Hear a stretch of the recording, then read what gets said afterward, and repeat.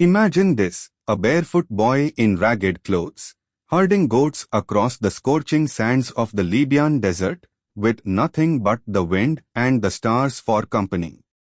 No electricity, no running water, just the simple life of a poor Bedouin shepherd in a tent.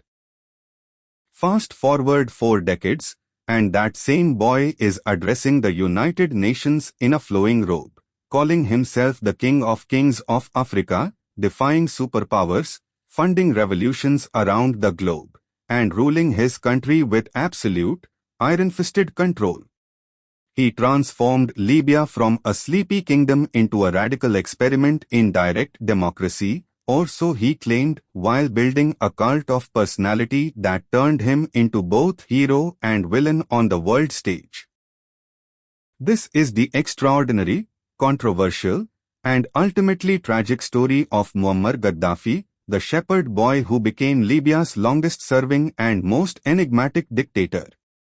Born around 1942, exact records are hazy because his family kept none. Near the dusty town of Sirte in the deserts of Tripolitania, Muammar Muhammad Abu Minyar al-Gaddafi entered the world in a simple Bedouin tent.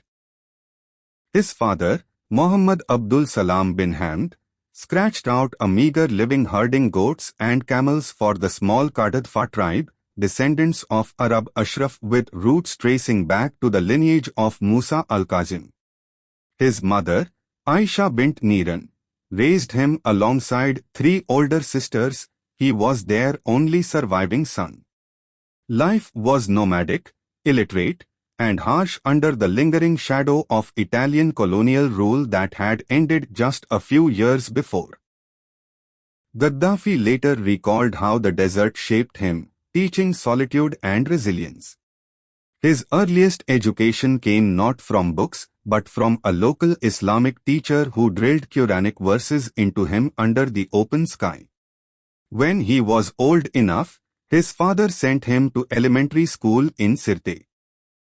The family scraped together what they could. Young Muammar completed 6 grades in just 4 years, walking 20 miles home on weekends after sleeping in the mosque during the week.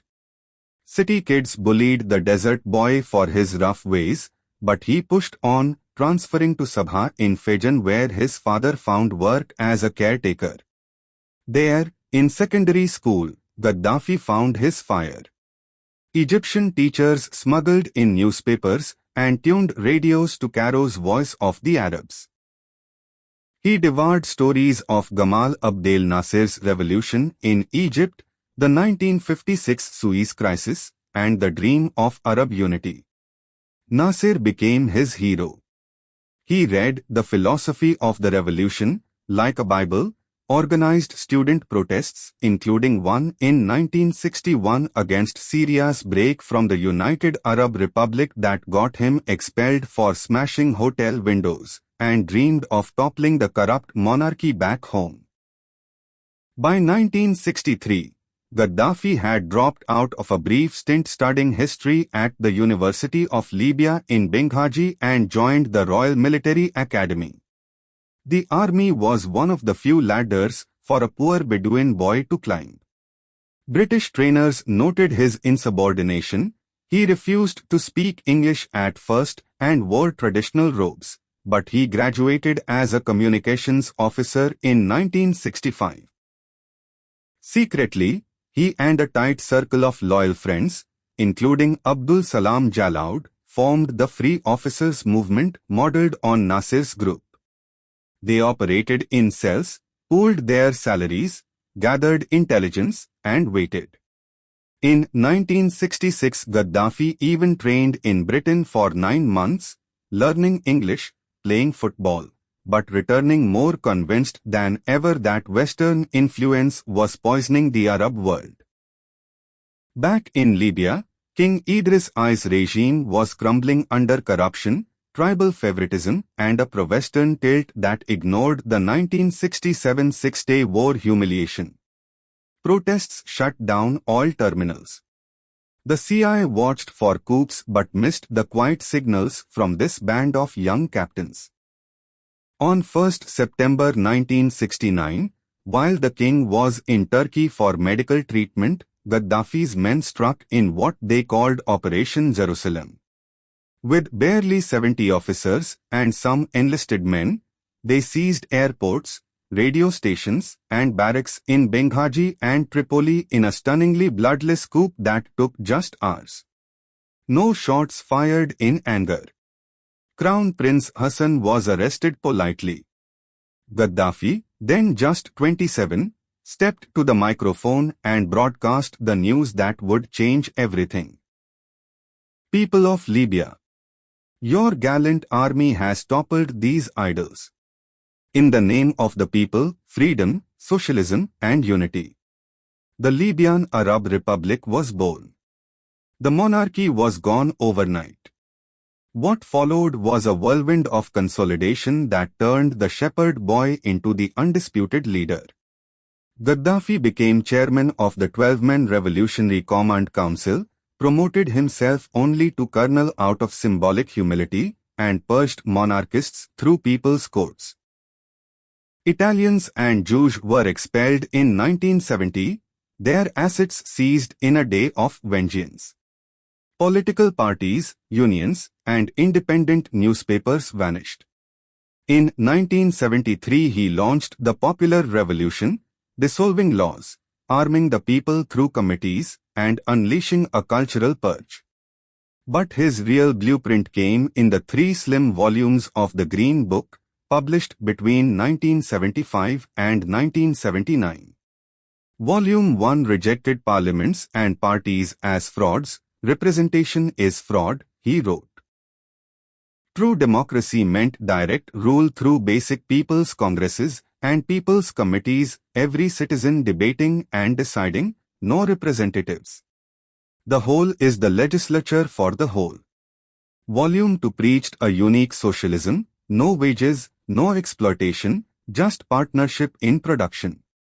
Profit and even money itself would eventually disappear once needs were met. Housing was a human right, 1 house per family, no rentals. Land belonged to those who worked it. Volume 3 celebrated the tribe, the family, and natural gender roles. Women were equal but different, meant for motherhood, not forced into male jobs.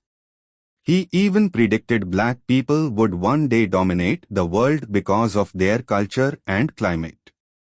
School children studied the Green Book 2 hours a week, its slogans covered billboards. In 1977 Gaddafi renamed the country the Great Socialist People's Libyan Arab Jamahiriya, State of the Masses, and stepped back from formal titles, calling himself simply the brotherly leader and guide of the revolution. He controlled the military and the revolutionary committees that enforced loyalty, but on paper the people ruled.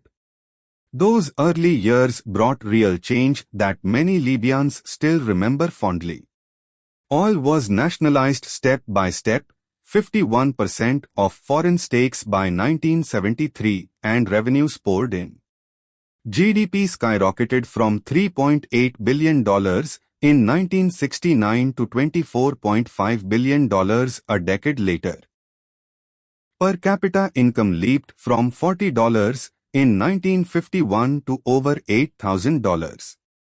Gaddafi built hospitals, schools, universities, and housing projects.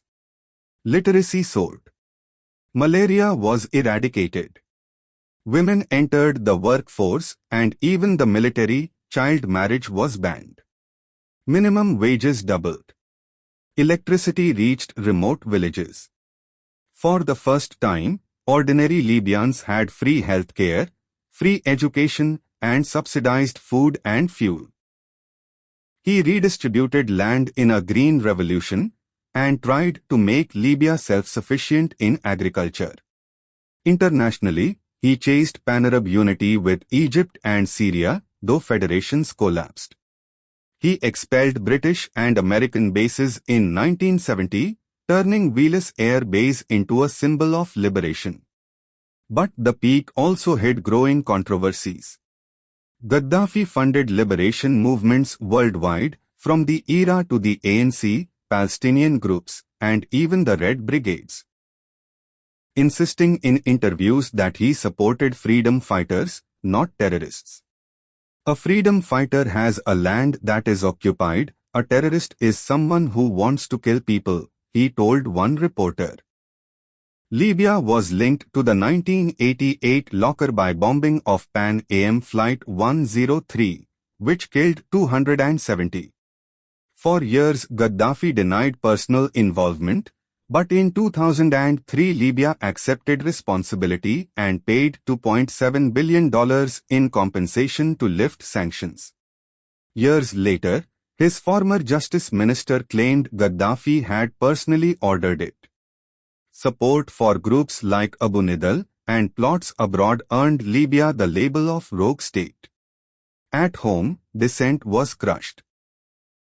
The 1970s and 80s saw purges, public executions, and the infamous Abu Salim prison where thousands, including Islamists later tortured with CIA complicity after renditions, disappeared. Revolutionary committees acted as a secret police. A cult of personality bloomed, Gaddafi's face on watches, stamps, and buildings, his words broadcast daily. He surrounded himself with an elite female bodyguard unit, the Amazonian Guard. While rumors of personal excesses, including sexual abuse detailed in later books like Anik Kojian's, swirled. His sons lived lavishly, breeding resentment. By the 1990s and to 2000s, Gaddafi's rule grew eccentric and isolated. Sanctions bit hard after Lockerbie and the 1986 US bombing of his compound. He pivoted to Africa, pouring money into the African Union, chairing it in 2009 and apologizing for the Arab slave trade. He dreamed of a United States of Africa with himself as King of Kings. At home he flirted with privatization and foreign investment after 2003, when he abandoned WMD programs and reconciled with the West. Tony Blair and Silvio Berlusconi visited, all flowed again. Yet the Jamahiriya system remained a facade. Real power stayed with Gaddafi, his family, and loyal tribes. Protests were rare but brutally suppressed. In 2011, the Arab Spring that toppled Tunisia's Ben Ali and Egypt's Mubarak reached Libya. It began in Benghazi on 17 February over corruption, unemployment, and police brutality. Gaddafi called protesters rats and Al-Qaeda agents, vowing to hunt them house by house, wardrobe by wardrobe. His forces fired on crowds, hundreds died. Rebels formed the National Transitional Council. NATO imposed a no-fly zone in March under UN Resolution 1973, citing civilian protection. Airstrikes turned the tide. Gaddafi's forces retook towns then lost them. By October, only Sirte, his hometown, held out. On 20th October, a NATO strike hit his convoy as he tried to flee. Rebels found him hiding in a drainage pipe, bloodied and dazed. Cell phone videos captured the chaos. He was dragged out, beaten, sodomized with a bayonet, and shot. "What did I do to you?" he reportedly gasped. His body was displayed in Misrata, then buried in secret.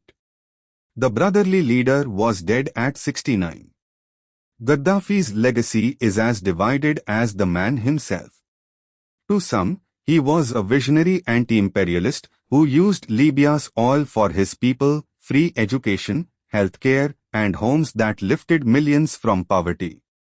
Literacy went from under 10% to near universal. Women gained rights unheard of in many Arab states.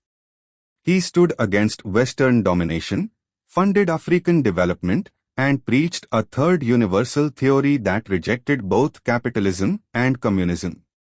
Supporters still quote his defiant UN speeches and his warning that empires fall.